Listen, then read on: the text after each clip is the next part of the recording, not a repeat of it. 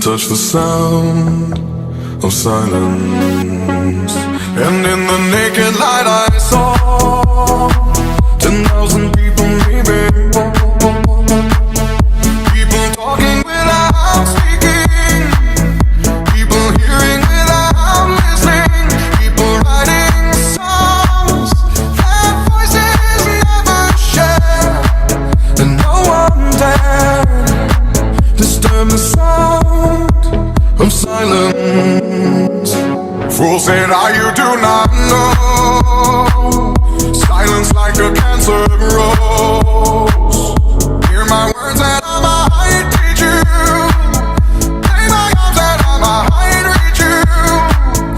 But my words, like silent raindrops, fell and echoed in the wells of silence.